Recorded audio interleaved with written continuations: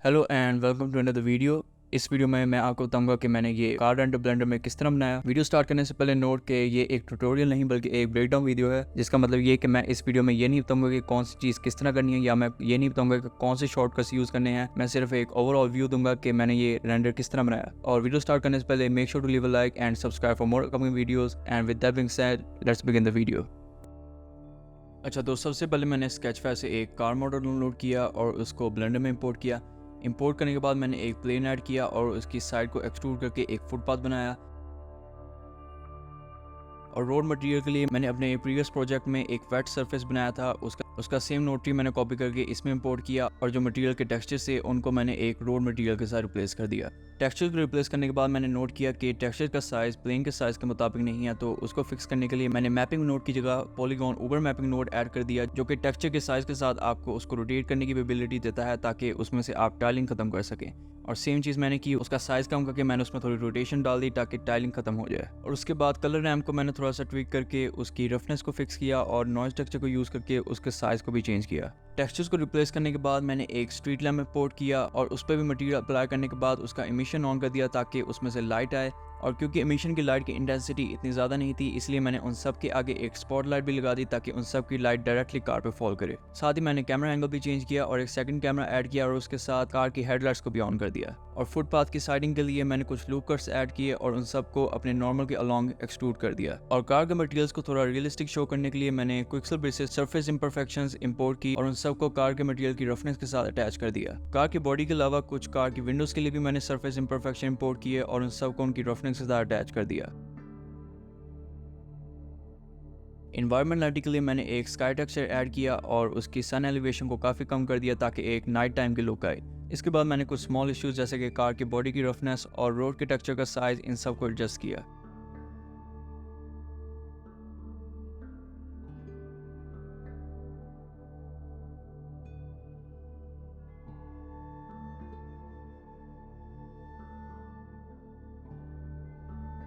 Background में wall बनाने के लिए मैंने बस एक क्यूब ऐड किया, उसका फेस इंसर्ट करके उसको इनसाइड की तरफ एक्सट्रूड कर दिया और फिर एक अरे मॉडिफायर बना के उसकी एक पूरी वॉल बना दी। और उसके बाद मैंने एक हर शार्प एज के लिए एक बेवल मॉडिफायर भी ऐड कर दिया ताकि उसमें थोड़ी स्मूथनेस आए, जो कि एक रियलिस्टिक रिजल्ट देता है। फुटपाथ के लिए मैंने same road texture as a separate material add किया और फुटपाथ की साइडिंग के लिए मैंने एक कॉन्क्रीट टेक्सचर ऐड करके hue and saturation node add किया और उसका कलर मैंने ब्लू कर दिया। और सेम कॉन्क्रीट टेक्सचर मैंने बैकग्राउंड में मौजूद वॉल्स के लिए ऐड किया। और सीन को थोड़ा इंटरेस्टिंग बनाने के लिए मैंने एक क्यूब ऐड किया जो कि सीन में मौजूद हर चीज को कवर कर रहा था और एक स्मॉल अमाउंट की एटमॉस्फेयर फॉग ऐड कर दी। अब बैकग्राउंड में मौजूद वॉल्स पर मैं एक ग्राफिटी आर्ट का टेक्सचर ऐड करना चाहता था, जिसको ऐड करने के दो तरीके हैं। आप उसको पेंट भी कर सकते हैं और या फिर एक प्लेन पे ऐड करके ट्रांसपेरेंसी के साथ उसके ऊपर पेस्ट भी कर सकते हैं।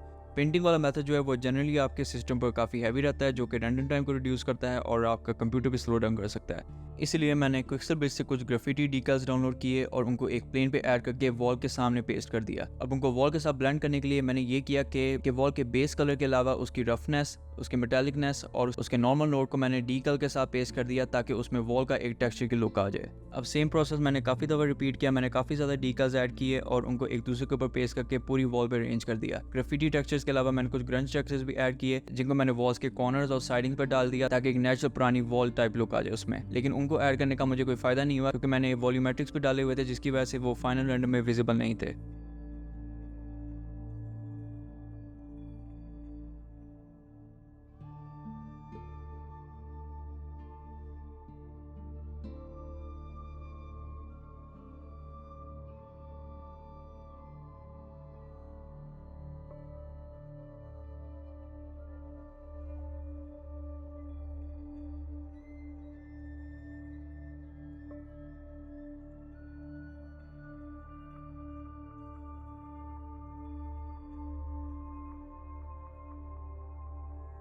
डीकल्स को ऐड करने के बाद मैंने एक बैरियर मॉडल एक्सपोर्ट किया और रे मॉडिफायर यूज़ करके उसकी पूरी लाइन बनाकर फुटपाथ के ऊपर उसको रख दिया।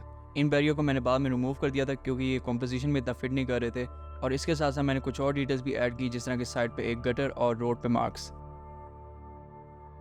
और वॉल के पीछे मौजूद इन्वायरमेंट के लिए मैंने बॉटनी लाइब्रेरी यूज़ करके कुछ ट्री मॉडल्स ऐड किए और उनको वॉल के पीछे प्लेस कर दिया। ट्री मॉडल्स के साथ मैंने स्केच वेब से कुछ फ्यूचरिस्टिक हाउस मॉडल्स भी डाउनलोड किए जिनको मैंने ट्रीज के पीछे प्लेस कर दिया। मैंने एक ही हाउस मॉडल को 2 से 3 टाइम डुप्लीकेट किया और उसको रोटेट करके डिफरेंट पोजीशन पे प्लेस कर दिया। उसके बाद मैंने एनवायरनमेंट में, वॉल्यूमेट्रिक फॉग्स में और टेक्सचर में थोड़े स्मॉल चेंजेस और एडजस्टमेंट्स किए।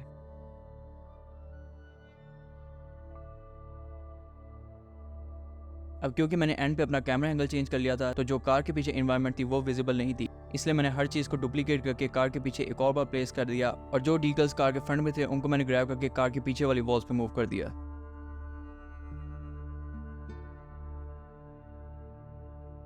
वॉल के ऊपर फेंस बनाने के लिए मैंने एक क्यूब यूज़ किया, उसको एक्स और वाई एक्सिस पे स्केल डाउन करके उसमें कुछ लूप कट्स ऐड किए और प्रोपोर्शनल एडिटिंग यूज़ करके उसकी शेप को थोड़ा बेंड कर दिया। और फेंस के टेक्सचर के लिए मैंने कोई पीबीआर टेक्सचर यूज़ नहीं किया, सिर्फ उसकी मेटालिकनेस बढ़ा दी और उसका कलर थोड़ा डार्क कर दिया। और एनवायरनमेंट में थोड़ी सी डिटेल ऐड करने के लिए मैंने एंड पे कुछ ट्रैश कैन मॉडल्स डाउनलोड किए और उनको वॉल के साथ प्लेस कर दिया। And that was pretty much it. और एंड पे मैंने कुछ स्मॉल चेंजेस किए, जिस तरह के मैंने एंड पे कार का कलर बदल दिया और उसके बाद मैंने सीन को रेंडर कर लिया।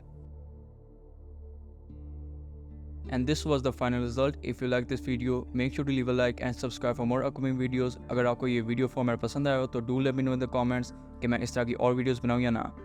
And I hope I'll see you in the next video.